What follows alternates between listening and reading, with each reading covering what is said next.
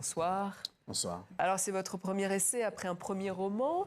Il y a une dimension presque introspective, j'ai envie de dire, dans cet essai, dans votre texte. Alors, à quel moment avez-vous ressenti le besoin de passer de la musique au livre?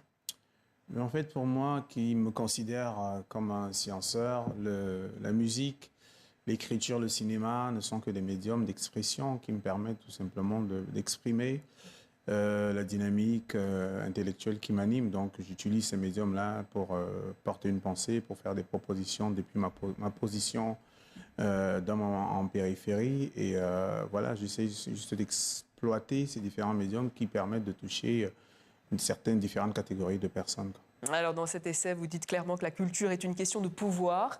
Alors, en quoi raconter des histoires aujourd'hui, c'est déjà gouverné? Mais en fait, c'est l'histoire, c'est le récit qui fait, c'est le récit qui défait, quand même dire mon grand frère Binda Gazolo. Et un peuple ne peut pas se construire lorsque il ne met pas en place un narratif qui permet d'inspirer les nouvelles générations, mais surtout qui, lorsqu'il ne se base pas sur le récit endogène qui est porté et qui est proposé par l'existant dans notre entourage, et parfois un existant invisible, parfois visible. Et c'est ce récit-là qu'il est important de porter, au-delà de le porter, mais de pouvoir tout bâtir à partir de ce récit endogène qui nous impose une manière de faire, Là, on regardait par exemple la vidéo de comment est-ce que les supporters Congolais.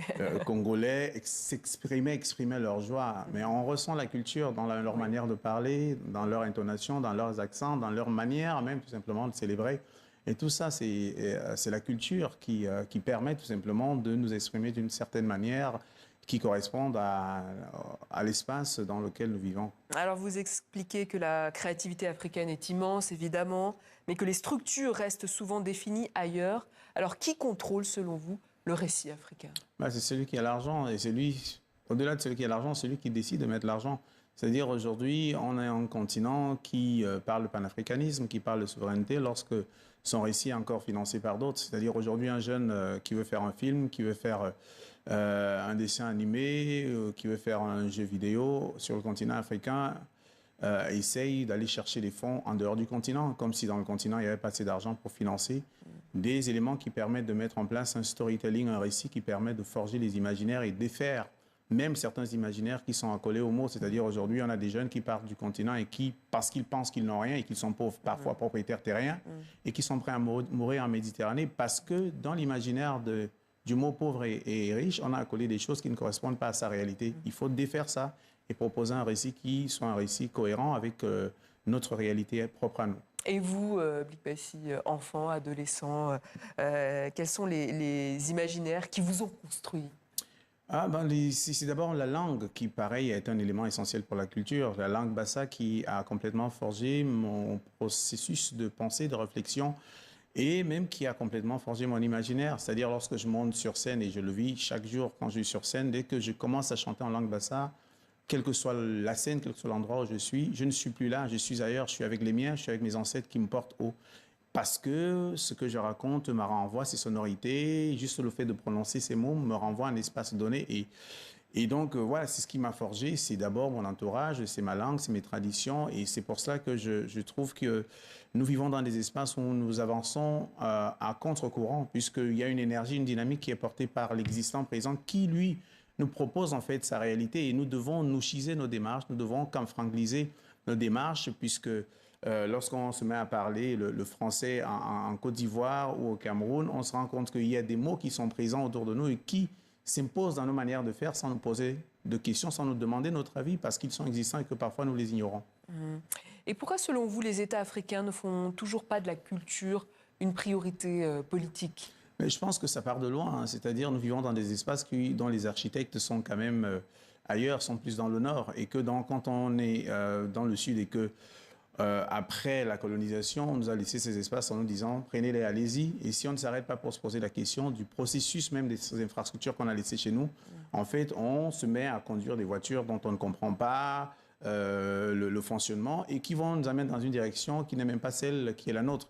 Et donc, il est essentiel, c'est pour ça que j'écris ce livre qui est plutôt un espèce de plaidoyer pour moi, afin de sensibiliser non seulement les dirigeants, de nos différents pays, mais également la philanthropie, les banques, etc., en leur disant que même pour votre propre intérêt, en fait, vous avez intérêt à ce que les populations soient éduquées à partir de leur perspective culturelle qui leur permettra ensuite de pouvoir consommer les produits issus du culturel et qui sont présents dans leurs différents espaces. Justement, vous parlez beaucoup de souveraineté culturelle. Ça veut dire quoi concrètement? Produire localement, financer autrement, comme vous avez dit? Absolument, c'est-à-dire c'est à partir d'une production locale et d'un financement d'une pensée structurelle locale que finalement on arrive à aligner, à créer des populations qui sont alignées avec elles-mêmes et ce qui leur permet tout simplement de comprendre tout ce qu'il y a autour d'eux. C'est-à-dire nous sommes vraiment des survivants d'espaces complètement déstructurés puisque nous ne comprenons même pas réellement pourquoi ces structures sont là.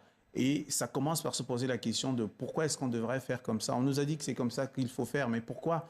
Et donc, comprendre et pour tout simplement faire en sorte qu'il y ait un alignement avec l'existant, avec les traditions, avec ce que nous sommes, de telle manière que nous n'avançons pas dans les couloirs. Il y a des résistances qui proviennent du fait qu'on nous a imposé des obstacles, parce que finalement, ces infrastructures qui n'ont rien avec notre réel, avec notre réalité, deviennent des obstacles dans notre parcours de vie, dans notre parcours dynamique d'émancipation. Et donc, pour moi, je pense qu'il est vraiment essentiel de repenser à partir de notre situation, à partir de où on se trouve et de dire que quels sont les éléments existants dans nos écosystèmes, ces éléments visibles, matériels et immatériels, et de questionner ces éléments afin que nous puissions être complètement connectés avec ces éléments et de bâtir des espaces où chaque chose présente a été pensée pour servir l'ensemble de telle manière qu'il puisse y avoir une cohérence, une circulation matérielle et immatérielle, parce que les choses ont été pensées par et pour ceux qui sont et qui vivent dans ces espaces. Parce que dépendre financièrement d'apports extérieurs influence, voire formate la création artistique. Mais bien sûr, celui qui donne l'argent a ses critères. Mais au-delà même des critères de pouvoir imposer de comment est-ce qu'on doit faire nos créations, il y a tout simplement des critères qui proviennent de comment est-ce qu'on remplit un dossier. C'est-à-dire parfois pour avoir 10 000 euros, les documents qu'on te demande en fait te découragent parce que finalement, on n'a pas forcément intérêt. On ne sait pas qu'est-ce qu'il y a derrière le processus qui est mis en place parce que la personne qui finance et qui met des processus le fait aussi pour des intérêts qui sont propres et en quoi à sa vision. Ça influence ou formate la création artistique? Pour plusieurs choses. C'est que pour aujourd'hui diffuser, moi qui fais des formations sur tout le continent, aujourd'hui je sais que pour pouvoir entrer dans certains canaux de diffusion, si ta musique n'est pas faite, produite d'une certaine manière, c'est très compliqué que ça rentre dans ce réseau. Donc il y a des critères, parce qu'à partir du moment où ça devient des produits, il faut respecter certains cadres, certains codes, etc. Mais ces codes-là, pour la majeure partie aujourd'hui, n'ont pas été pensés par nous, ont été pensés par d'autres. Comment est-ce qu'on repense nous-mêmes qui auront dans quelques années le continent le plus peuplé sur la Terre? Comment est-ce qu'on fait pour que les productions puissent être déjà consommées et qu'un artiste qui produit son album au Cameroun ou qui fait son film n'espère pas d'aller tourner aux États-Unis ou en France ou en Europe, mais qui se disent que dans mon continent, j'ai la capacité de faire 250 concerts par an. Et donc, du coup, je n'ai pas besoin de partir parce qu'il y a un véritable marché qui est mis en place. Il y a la question de la mobilité qui est facilitée, la question des visas, etc. Donc, si on ne pense pas de produire des choses qui correspondent à notre réalité pour répondre à nos problématiques, en fait, on aura toujours des gens qui seront obligés de partir parce qu'ailleurs, les choses sont beaucoup plus structurées. Et dans ce contexte, quel est le rôle de l'artiste?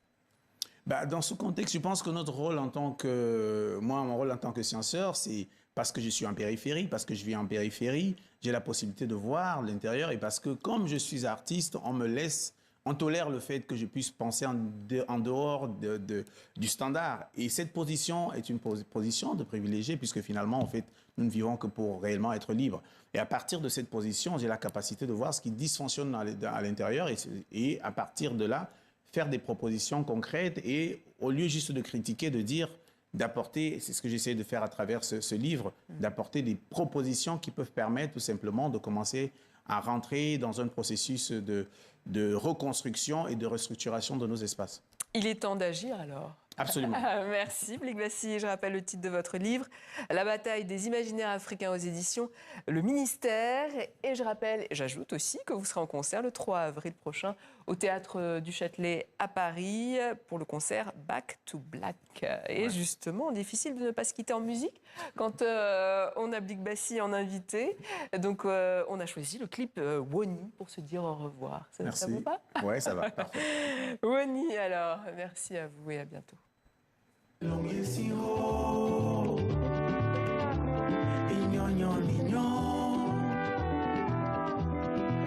Yes,